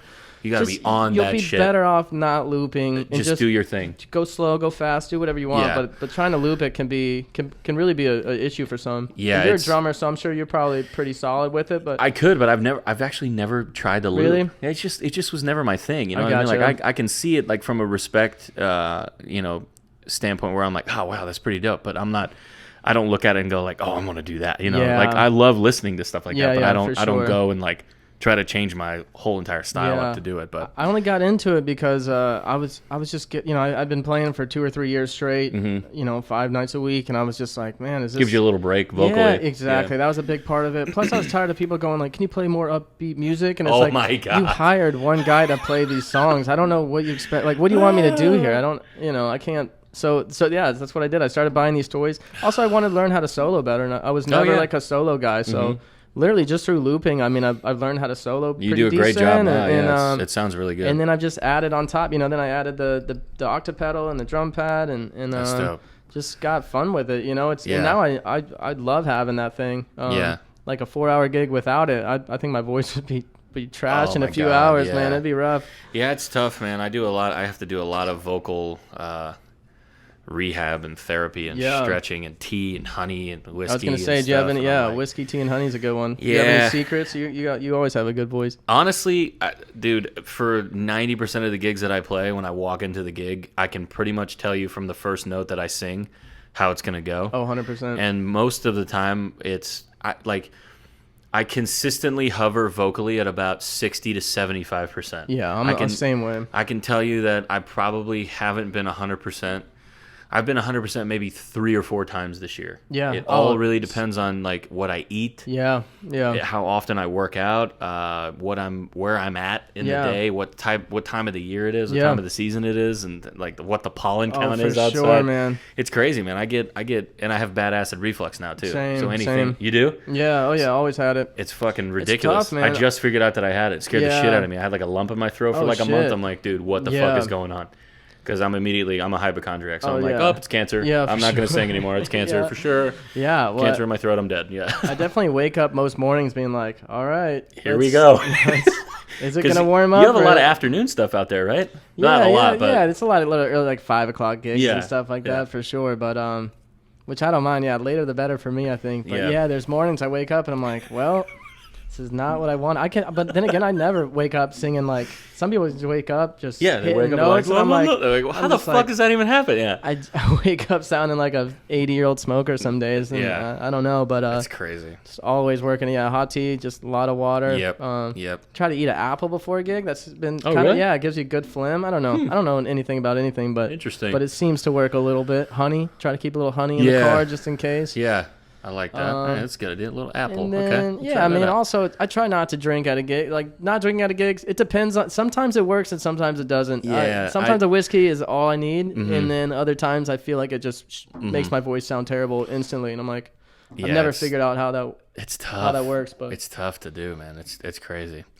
Okay, so the looping story that I wanted to say real quick before we I got 2 questions and we wrap it up. But, sure. I saw this guy. He was opening for Get Him. Hold on. She's sniffing him out. That's a little spot there in the corner. Yeah. When we move out of here and find a new place, we have to make sure that she can see the so goings the goings on of the neighborhood. Yeah. So it was at do you know the Social in Orlando? Yeah. The one at downtown. Familiar with it? Yeah. So Jasmine and I were going to see her. Her favorite band was doing like an acoustic duo version of their night. They're warming up for their tour. Okay. And Berlin. Okay, cool. They're like heavy, hard rock band. I know the band. That's awesome. And the guys are super cool. They're all Florida guys for the most part. And we met Christian, the guitar player. He's super fucking cool, man. He just had a baby. And we met him July of 2019. But the guy that opened up was like a local kid. Yeah. And he collapsed, like not collapsed, but it was like it was not good on the loop pedal dude stuff. It was so tough to see because it's one of those guys where you're like, he's not that bad, but it just I started sweating. Oh yeah, man. And nothing's worse than that feeling. We were front row watching him, and I was like touching the stage, and he was right in front of me because like that's where his rig was set up. Yeah. I'm like, oh my god. Jasmine's like, it was pretty busy too. Well, I'm sure Amberlin there were 250 people in there. This was pre-COVID. They were packing that bitch to the brim, man. Rough. So, Social's a small club, but it's still like a huge opportunity to play in front of people. Definitely, that's a big deal. I don't remember the guy's name, but I remember he bombed. Oh man, which is so bad. That's like, especially when you're opening up for a fairly big band. Even if it's just a duo, it's like he was trying so hard to and he kept trying to keep it together. He tried to keep it together, so he started a song. He did an all original set. He started a song. And he missed the one. Okay. And then was trying to do like a vocal beatbox, like a whatever. He was trying to make up for it, but it just wasn't. Couldn't do it. Oh, couldn't do it, and it kept layering on top of each other. And he was doing that thing where he's pausing the loop and then bringing it back in to try to, and then all together. Yeah. So when everything would all come back in together for like that big for the chorus, it would be off. And everything would be off. So it was just like it was. Yeah. Brutal. Looping, it's definitely one of those things like you want to practice for a while in your bedroom before you take that out. If you do the looping, you got to do it right. There's no in between. And I feel the same way about a lot of toys people have. Like I'm weird about the harmony pedals that people have. Yeah, I'm not a big guy in that. I don't like that. And if you're gonna use it once every few songs. Don't use it the entire time or every time the chorus comes back in. I don't want to hear it. Like it's just too much. Yeah, it's crazy. I thought those things were so fucking cool, but they actually just read what you play. So like sometimes when you're doing I like Alice in Chains. I love that stuff. So if I were to play, something like that, and they have really weird, like discordant harmonies almost. Sure. And playing a harmony pedal for like some grungy stuff like that and like weird off. You can set certain ones. You can set them up right, so they might play like the fourth or something weird on top of your voice. Yeah, it'd be weird. Really weird. Really, really weird. But I mean, it sounds cool, but it's like, how much are you gonna do that for? How long are you gonna do that for? I've seen very few guys do it properly, but it's it's just like anything. People get a new toy and they want to use the fuck out of it, and I don't know. I mean, I loop a lot, so who am I to say? But at least I'm not using a backing track. Yeah, that's right. So that's right. Fuck y'all for doing that. Fuck y'all for that one. Whoever invented that. That's so fucking stupid. It makes me angry a little bit. That's so fucking stupid. Yeah. I see that shit out, and I'm like, how do you like this? Yeah. How do you do this and feel good about the fact that you're making the same money as me? Exactly. You're a karaoke guy. And then these guys will stop playing guitar, and like the guitar is still going, and I'm like, are you doing anything? Yeah, what's going on? You set up a whole fucking studio rig with a bunch of preamps and shit and a laptop. I'm like, what are you doing, man? Yeah. What are you doing? I'm so glad you said that because I fucking hate that shit. Trop rock, Jimmy Buffett kind of backing. I'm not into it, man. Hey, to each their own, but if you want to play at a hotel somewhere, do that. But, yeah, exactly. But I just don't want to hear it at my local bar. No, I don't want to hear it either. I've always liked music in the raw. Like I said, hearing Greg West for the first time was like, it's just him. I love this. It's just him. Yeah, exactly. I mean, I enjoy that a lot. Yeah, and when I started looping, I felt like I did make less tips for a little while. Like I thought like, oh, this will be cool to be a little more. Yeah, and I felt like it did hinder me for a little while. Why do you think that is? I don't know. I think some people just don't understand what looping is either. So they might think I'm using a backing track. I think now it's still. I think people can see me doing the drums and they can see the stuff I'm doing, so they kind of get it. But at the same time, I've heard people go like, "So did you like pre-record that already?" And then you're pressing a button, and I'm like, "No, I'm looping this live. This is kind of as I go. It's different every time, you know."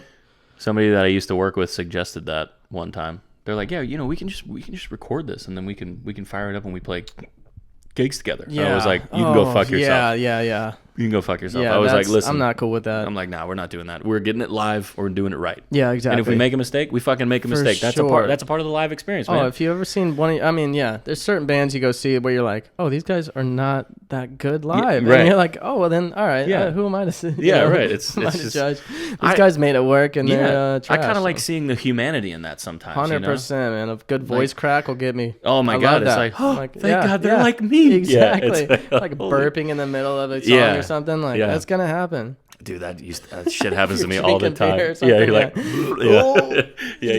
sneaking off to the side, like a half of a word comes out real weird. Oh my god, I've had one sneak up on me where it's just full on right into the like right as I'm saying it. And they're like, oh god. Yeah. Oh Jesus, this is a lot of fun. Okay, so I got two questions for you that I prepared for you. Yeah. So.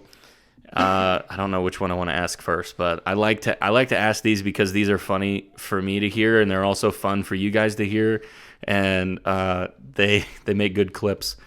So, what do you think your worst Heckler story is? Oh man, yeah. So like if one jumps out at you, I definitely have a few. Yeah, the first one, I wasn't sure if I was even wanted to say it, but yeah. So, anyways, I was like 22 at the time, playing at Barfly, back when it was like the small gig over in Safety Harbor. Yeah. And yeah, so I may or may not have taken a little bit of a psychedelic before I played the gig. Okay, maybe not. Maybe it didn't, and maybe it was a little bit more than I intentionally wanted. This is already great. Yeah, I'm digging it. So, and it's like kicking in right when I'm right starting to play, and I'm like, all right, I can manage this. And then like the third song in, this guy goes like, hey, can you play a J.J. Cale song? And I'm like, not a lot of people know J.J. Cale. I don't know who that is. Yeah. Do you? I think Call Me the Breeze was one that he did. Oh, that's right. the old stuff then. I think he did write that one, but he wrote this song called Magnolia that I really loved. And, that's John Mayer and Eric Clapton covered. Did that, yeah. And I love that song, but yeah. So anyways, I kind of knew it, but I didn't. So I was like, oh, I'll try this one. Played it, and I thought I did all right. But at the end, the guy's screaming at me like, you didn't play the bridge. How did you not learn the bridge? And I was like, also I'm on psychedelics. So I was like, dude, I'm tripping balls, baby. I was like, I did my best, man. Like, I played a fucking J.J. Cale song for you, dude. Like, how many people can do that? Ungrateful son of a bitch. Yeah, so... Again, I may or may not have called him a dickhead into the microphone. Oh, good. And a lot of people laughed, too. And he got very embarrassed. And then for, like, the next, 45 minutes of my set, he was just talking to everybody. Can you believe this guy called me a dickhead? Oh, they always try to. They always try to do that. And this guy's, right in front of my face. And I'm just like, get me the fuck out of here. Yeah, it's crazy. It was just Did that happen? And it happened early? Oh, yeah. It was like the second or third song. And I was just trying to get through the night. Oh my God. It was a rough one. That's funny. I've had a couple guys try to jump up on the microphone and steal the mic, and I almost fought a guy for doing that. He like pushed me out of the way to try to sing something. Pushed you out of the way of your own shit? Yeah. Oh, dude, you're getting hit if you do that for me. I fucking lost it, dude. I shoved him. I'm like, get the fuck off my stage. Like, I had to like take like 30 minutes of a break just to like wind down. And no, because that fucks with your whole head, man. Dude, like, he apologized, and he was really into the music, but like and he was just so drunk. But still, it's like under no circumstance should you ever go up into a microphone and start singing. Yeah, it's no, under zero circumstances should you ever fucking do that. And listen, if you're with somebody that says, hey, I think this would be fun, tell them no, or I will fucking make something bad happen. That is the worst. Every musician goes through this at least once in their life, and everybody has been with a person that goes, I'm going to go do it. Should I do it? Don't do it. Don't do that. And don't ask me to play a song. Don't say you're a musician from another town. I don't want to hear it. Oh my God, that's my biggest fucking pet peeve. If you're in from like, I just talked about this on one of the most recent episodes with Justin Rice. If you are coming in from out of town and you're a musician, you can shut the fuck up about it. I would love if they did. Yeah. You don't need to be like, hey, I'm in town with my girl. Do you mind if I come up? Actually, I've met quite a few people that come in from out of town like, hey, man, I'm a musician. I'm in from out of town. You sound great, man. That's good. Exactly. Boom. End of discussion. Fine. End of conversation. We switch cards. I say, hey, I'd love to follow you on social media, blah, blah, blah. I can tell you right now when the song ends or when the night ends, everything's fine if the conversation ends that way. If it starts to swing into like, we should jam one. Let's do one together. Yeah. I'm like, nope. What? Nope. I think any solid musician would know that's not a good idea, right? So that's a pet peeve of mine. It's crazy. Another one is when people try to high five me while I'm playing guitar. It's like, what do you want me to do?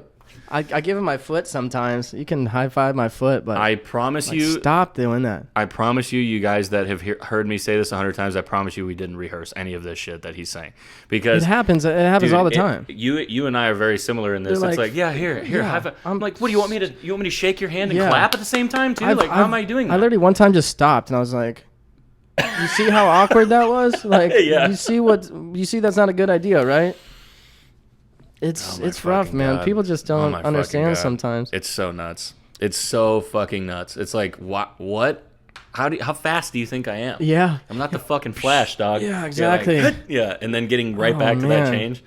It's so nuts. Yeah, I had a kid that it was just a bad place to play. I was playing this place called Merck's up in New Smyrna, which is a cool bar. They got amazing wings, but shark capital of Florida. Yeah. I almost got bit by a shark. Did you really? Surfing over there one time. Holy I got bumped by a shark. Yeah. No way. Kind of knocked me off my board. I tried to punch it.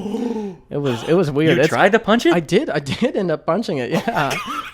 I don't think it was trying to. It wasn't trying to bite me, but it came right at me. So I would have been dead. I would have been like, take me now. Yeah, New Smyrna Inlet's just. If you go out surfing out there, you're gonna see some sharks. I mean, it's just. Holy fucking. But it's pretty chill. I mean, people definitely got bit while I was surfing out there, but. Till you need to fucking hammer. Yeah, and then get off of me. It did make me think. I'm like, man, if I lose my hand, I'm you're fucked. done. Yeah. I'm like, all right, it's a little sketchy, but yeah, I was playing at Merck's. Great wings. It's like a sports bar, which. Also, I'm more picky with my gigs now. I don't think I would take a whole lot of sports bars. I don't like it, especially if there's like, I'm a sports fan too. Mm-hmm. So if I'm playing in front of some basketball game going on, I also want to watch the basketball game. Same. And I don't want to be here either. Yeah. Like, I get it. You guys aren't here to see a musician at a sports bar. It just doesn't work. And the people often. That are, they want to hear the most ridiculous, like ass rock, like bullshit songs where it's like, okay, dude. Yeah, I can't fucking stand it. I say no to most sports bars now. Exactly, same. I try to be picky. I try to make sure it's gonna fit the vibe. I try to make sure that I'm not stuck in some corner with a table 2 feet in front of me. The TV on behind you. TV behind, you know. So yeah. But yeah, so that's kind of what this place was, and it was real low ceilings, and this kid was right in front. He was like 5 years old, screaming at me to stop. So like in mid song, he's just stop. 5 years old. Stop, and I'm like, all right, man. Like honestly, I literally just want to go home right now. I felt pretty, but like when a kid does that, it felt real. Yeah, it really hit. You can't fake that. It really hit home. I'm like, maybe I'll just quit forever. You know what? Another one of my big pet peeves is when like absent parents at the table just like give their kid an iPad or a phone or whatever and blast the fucking volume of the game, like right in front of you. Oh, I've had adults do that. Yeah. Oh yeah. Where they're like, oh look, watch this video, and they're like watching fucking TikTok in full blast. Oh dude, I had this. Dude, turn it fucking down, man. I had this gig a couple weeks ago. So this guy, I don't know his last name. His name's Howie. He was from the Backstreet Boys. Oh, Howie. Howie. Yeah. I don't know. I got it. Yeah. Anyways, we'll think everybody yelling at the screens like, how do you not fucking know? Yeah, I don't know. That's the first concert I ever went to was Backstreet Boys. Dude, me too. No shit. Yeah. I fell asleep throughout the whole thing. Yeah. Mandy Moore opened up for him. Was it at in Tampa? I think for sure. Dude, I was about 5 or 6. I was 5 too. I probably went to the same fucking show. Love it. Mandy Moore killed it though. She was a dime back in those days. Yeah, she was.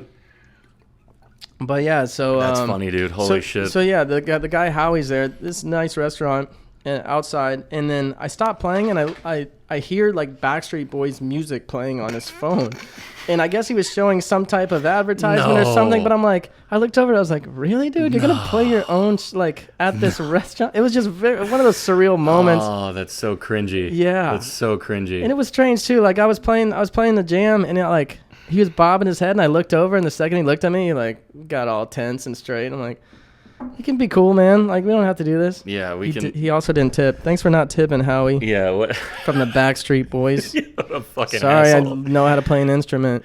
Dude, yeah, that's the other thing, too. I was talking to my friend about this morning, my trainer, Mia, who, I always tell her little tidbits, little stories about playing out live because it's just too funny not to mention. But, like, I love when people, like, don't clap or don't tip the whole night, and then when you're done, they go, one more song! Oh.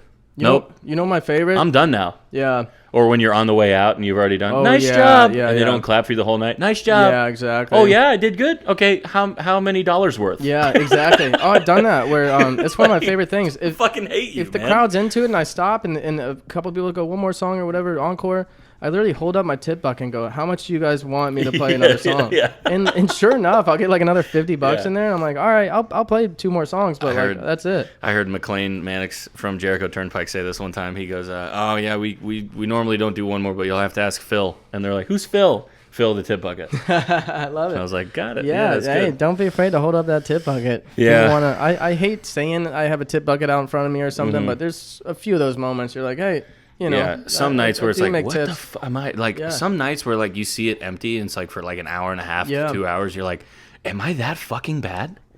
Yeah. So I feel like some nights when I'm not doing good, tips are, they're unbelievable. Unreal, yeah. And then when I'm really locked in and, like, nailing it and I can feel my voice, my hands feel good, I feel like those are the nights where it's like, what's wrong with you people? No. I was like, I'm trying really hard here.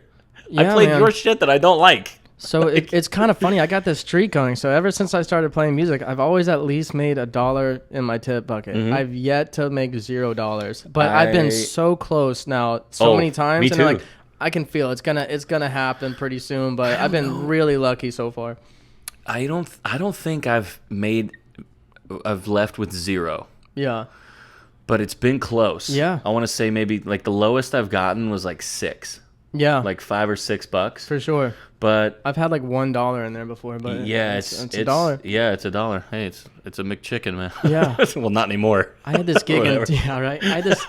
Fucking inflation. That's the worst, man. Yeah. I had this gig in Tampa. Yeah, I was like, it was the worst gig, man. I was at the Tampa brew bus or something. I don't know. Yeah. It's a weird gig. They had their own PA system that was just not always a bad idea. Not good. Always bad. And there was like, you could barely hear me. It was I should have known just to bring my own setup, but yeah, and then so I'm like packing everything, and like the bartender gives me the money, and we like both just are like, yeah, this did not work out at all today.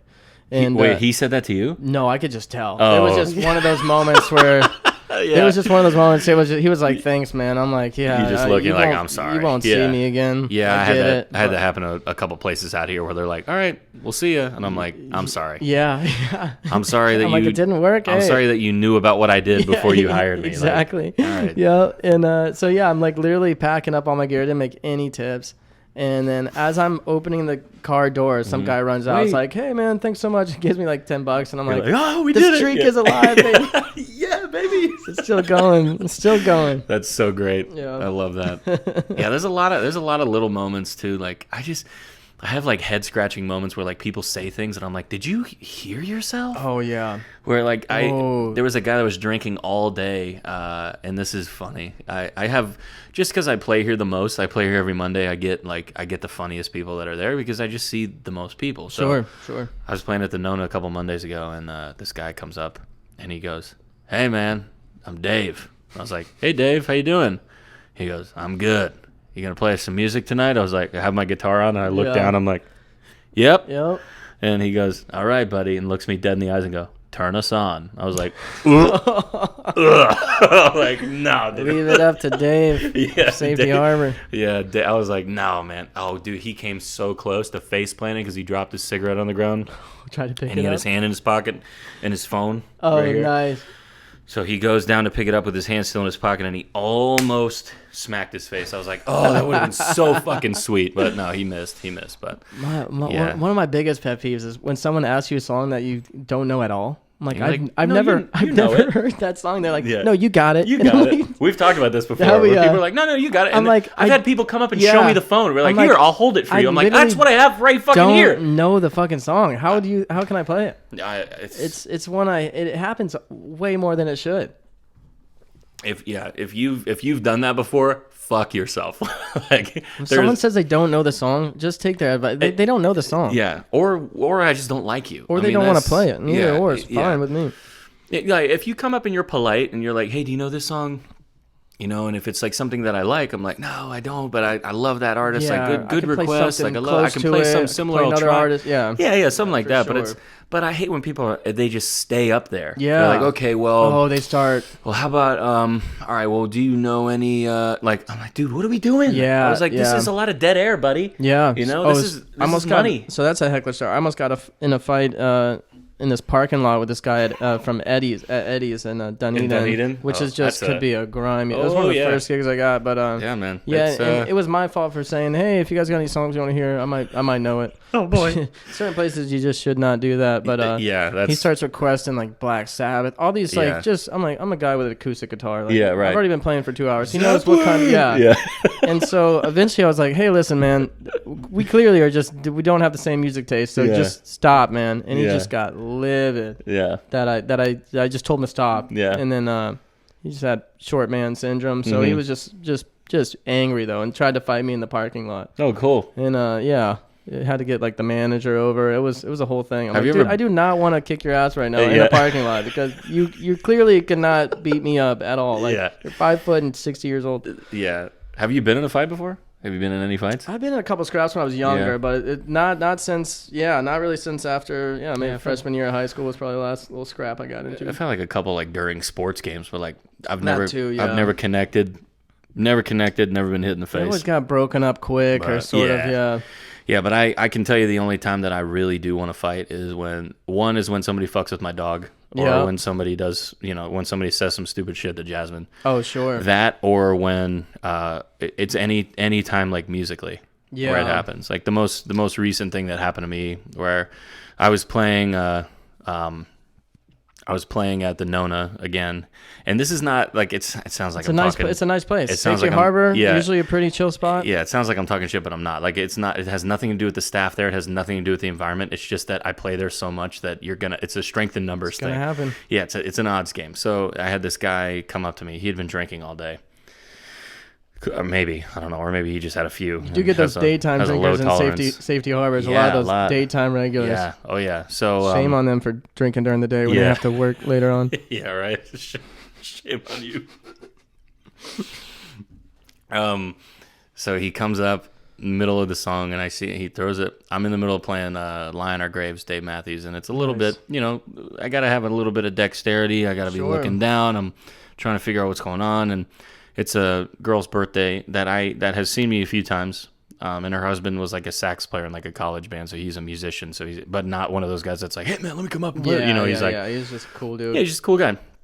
And she was sitting over to my right, and she got excited that I was playing it because she's a big fan or whatever. So it was her birthday, and I was doing that. Since she didn't ask for happy birthday, which is a whole nother thing, but she. I start playing that, she's into it, she's clapping, she's singing along or whatever, and the guy comes up to me in the middle of the song, and he comes around the side of the microphone, so right here, and I'm like slowly backing over like this, to try to get away from him. Yeah. Because I know he's coming up to me. Exactly. And he grabs me on the shoulder and yells in my ear, "Anything John Denver." Oh, jeez. And goes back to his seat. As you're playing. I'm in the middle of a pretty challenging part of the song. If you don't tip me $100, then don't say that. Yeah. Ever.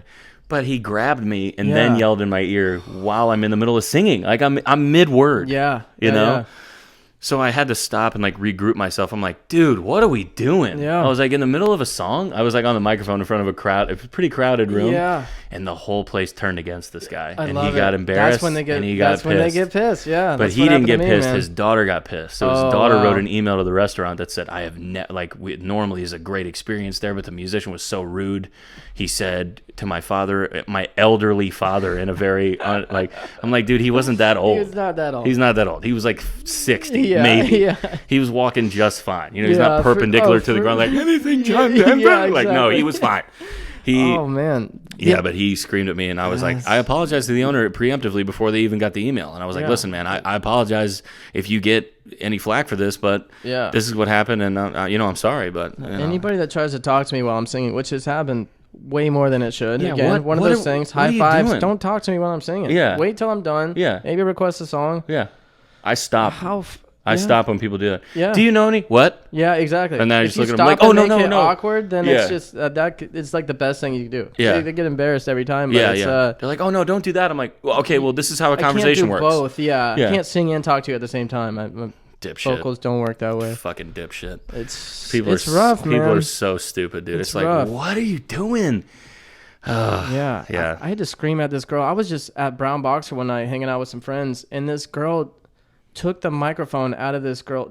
I don't know who was playing. You weren't playing? I wasn't playing. Some girl was singing. She was really sweet, and she was almost just like too nice. Mm-hmm. And this girl, drunk as fuck, took the microphone out of her hand and was just yelling at everybody, tip this girl, blah, blah, blah, blah. And she wouldn't give the microphone back. So I literally had to like pull it out of her hand and yell at her. I'm like, what the fuck are you doing? Yeah. And then it was just, I felt so bad. Seeing like the panic on the musician's face, who was just like a 23-year-old girl who just didn't want to say no. You know, it's like, I just felt so bad for her. So I'm like, as a musician, I'm like, all right, I got to step in and like, I can't let this happen. Like, it was just one of those nightmare situations where I was sweating. Like, if no one's going to do something, I guess I have to step in. And those of you that are listening, however many, but we're not assholes all the time, but it's just the sense of like, I have a thing that, you know, an adage in my head as to why I act the way I do to certain people is I don't want you to do this to one of my friends that doesn't know how to handle this. Exactly. I don't want you to go up. I felt bad. Yeah. You know, 100%. I don't want, like you said, like with that girl, like she has no idea. But if that fucking girl did it to somebody else,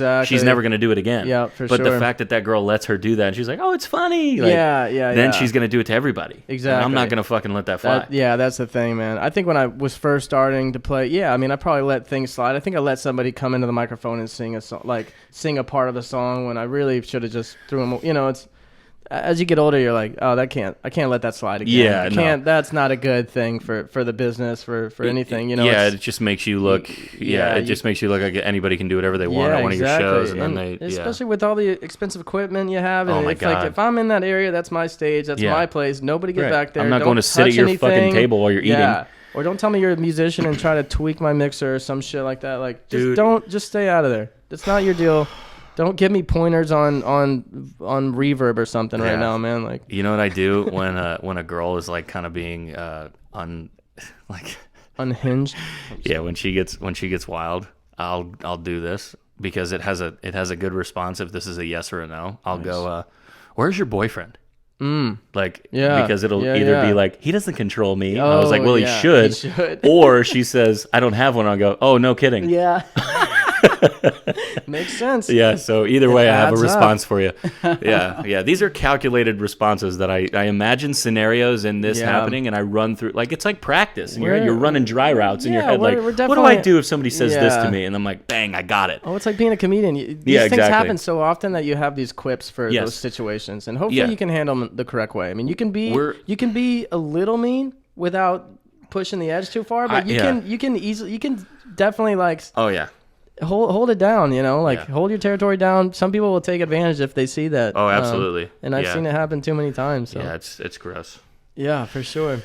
What do you think the worst piece of advice you've gotten since you started playing was? That's funny, man. I was thinking about this. This is one of the ones you asked. Yeah. Prehand. Yeah, dude. I feel like I'm so stubborn. If somebody tells me something that I don't want to hear, I don't even listen to it. But I remember guys saying, "Oh, you should play 3 hours straight." Same thing we talked about earlier. Musicians saying, "Oh, you really need to learn Hotel California. You need to learn Jimmy Buffett. You need to have And I so it's kind of that. I've definitely got some good advice over the past, but I think I just only listen to what I want to hear sometimes. So a lot of people say, I'm sure I've had a ton of bad advice, but it's something I literally just brush. And it always happens at like open mics where some old guy who's never really played a real gig wants to tell you something, and it's for me it's like if you don't play, if you're not playing as much as I am, I don't want to hear anything from you. You know, that's the one piece that's the one little nugget of wisdom that I had to find out for myself, because much like you, I didn't have a lot of friends in the music business growing up. I had a couple people that I could kind of lean on, but they weren't people in the business. They didn't know. Exactly. They weren't hungry like I was, so it was a different kind of vibe. Like I was talking to people that it didn't, I wasn't getting an appropriate response from them. I wasn't getting anything productive out of it. Exactly. Because they weren't doing what I was trying to do. So that's the one nugget of wisdom I have for people that start this. Number one is don't take any advice from people that aren't doing what you do. Yeah. You can listen, you can take in all advice from people that are at your level or at a level that you want to be. Don't listen to people that aren't that don't do what you do. Yeah, for sure. Just like fucking electricians don't listen to plumbers on how to fix the lights. Oh, it's just... That's what's funny is I can't tell you how many people have probably come up to me over the years trying to say, "Oh, you should really do this," and I'm just like, Who are you? Yeah, who are you? And who the fuck are you? And why would I even listen? So it's just like I know it's happened so many times, but I literally don't. I just goes right one ear out the other kind of thing, I just do like a and then that's a good idea, man. I'm definitely getting on that. Yeah, for sure. Yeah. Really need to get this SoundCloud thing going or whatever. Reverb. I need to get on Reverb Nation tomorrow, and that's really where my gigs are gonna fucking come from. Yeah, right. Do you have a manager? You have an agent? Oh, yeah. Oh, people trying to be your manager, too? That's a fun one. I was like, who do you know that I don't know? Yeah. What are you talking about? What are you going to manage? Yeah, what are you managing? What gigs are you giving me? You want 10% of $150? Shove it up your fucking ass, lady. No. I can manage T-Mobile. Myself. Yeah, what are you doing? You going to be on the phone with me, getting me gigs at festivals and shit? No, bitch, I'm doing that. Yeah, exactly. I'm doing that shit. Yep. God, it's so wild, man. It's so wild. Yeah. Okay, so with the newly structured show, instead of doing like a live scratch track, do you have a scratch track of the week? Something silly that you wish you were like, oh damn it, that was probably not a good idea. As far as just anything that happened that you were like, God, this would have been better if I switched that up. Ooh.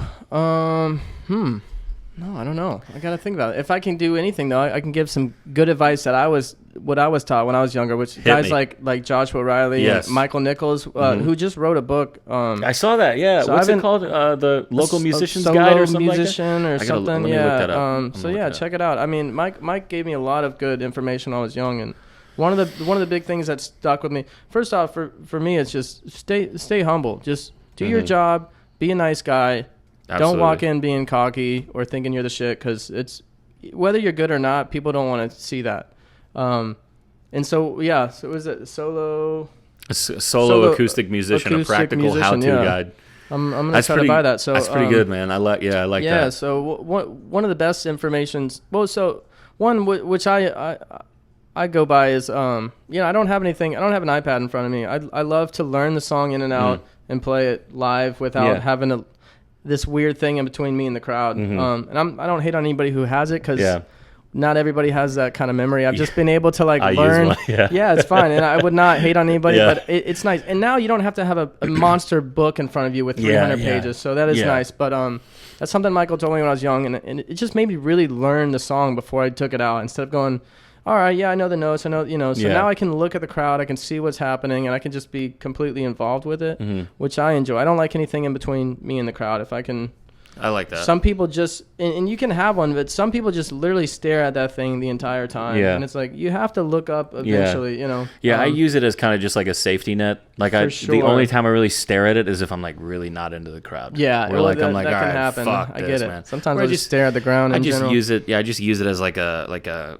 safety net in case like, you know, I'm just like thinking about something else or I see something wild in the crowd and like I lose my spot. No, I like look down. I'm like, oh, I got it. Yeah. Yeah. But I hate relying on that, and I'm really bad with that too. Because like there's some songs that I'm like, oh, I heard that. I was like, I can probably figure it out. And sometimes it's a fucking nightmare. Yeah. Oh, you know, and I got to get away from that, and I do it all the time. But it's like, sometimes I just can't resist because I'm like, I get so bored. I was like, I think I can do it well enough to. Well, my peeve about so my ex-girlfriend plays music for a living, but without her iPad, if that iPad died or something happened, I think she could probably play like 3 or 4 songs. Oh boy. And then it's like, but she knows like 100 songs, but still without it, it's like, don't rely on that as a crutch. Yeah. No, I could probably figure my way through. I mean, I can. Yeah, I'm sure. I got like fine, 4 or 5. Especially with your originals and stuff. Yeah, I got like 4 or 5 hours of music I could do without the iPad. But it's just like it's just with the iPad, it's like unlimited. And then I like make playlists and stuff, or like stuff that I can like go to. Like I have a tab, like a playlist in there called "My Voice Is Killing Me." Okay. So if it's like if I'm having like a rough night vocally, I'm like it's just a bunch of collections of like slow songs. Where I'm like, okay, it's like a little set list at my fingertips. But 100%, I like that. Oh, are you under here? Oh, sorry. So another one Michael told me when I was young that I always remember is just be nice to the staff, tip well, and try to remember all their names if you can. I know Michael said he used to write them all down, so the next time he'd come, he'd remember their names, and I think that's big. I think huge. The servers, like the manager will ask the servers, hey, what'd you think about this guy? And even if you're good, if you're a dick to them or you know, you ask for water in a weird way or you didn't tip them when you should have or whatever it is, just be nice to the servers first, because I think a lot of times those are the gatekeepers. Yeah, they are. And because they're the eyes and ears. Exactly, and the managers, owners, everyone, just be cool, be nice, and don't walk into a place for the first time cocky. I mean, you whether how good you are, you probably won't be coming back. Yeah. And tip. Yeah. Tip. Even if you order water, just tip somebody. Yeah, I try to be like, you know, I grew up as an athlete, so I try to keep like a chip on my shoulder and like a little competitive edge. 100%. But I don't ever walk in a room and go like, I'm the best fucking person in this room. No, you know what I mean? Like you can have all the confidence you want. I say it in my head to be like, to just like kind of boost my confidence up, but it's not like, I'm not doing it to like be like, I'll still go there to learn and like respect other people. But I'm like, I always have that little competitive edge where I'm like, you have to have that, man. That's why we do this, man. We're always competitive. That's why I was hoping you were terrible when I first saw you. I was like, this guy's my age and he's better than me. Fuck. Yeah, dude. The other advice that I heard, and I heard this on a podcast about stand-up comedy, and I heard it and it resonated with me so loudly that it was like, oh my God. I was like, this is what I'm telling everybody now, because this is what I wish I knew. They were asking, it was a Your Mom's House podcast with Tom Segura. I listen to I probably listen to podcasts more than I listen to music. Do you really? Yeah, dude. Same here. I listen to Tiger Belly.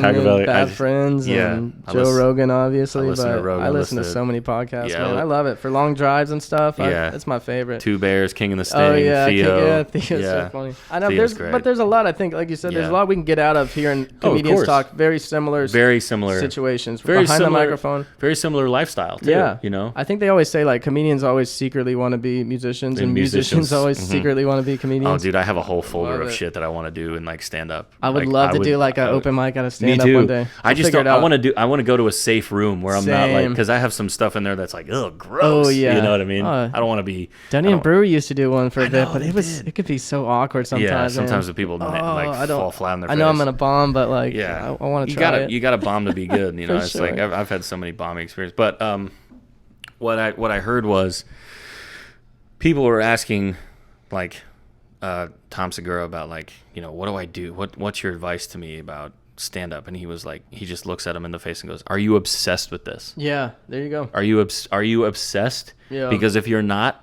you got to move out of the way. Yeah. If you're not obsessed with being better every day, if this doesn't consume you for multiple hours a day, like, I consider my music obsession and like my drive as like a job, because 100%. It's on my mind so much, where I'm just constantly like, how am I going to get better?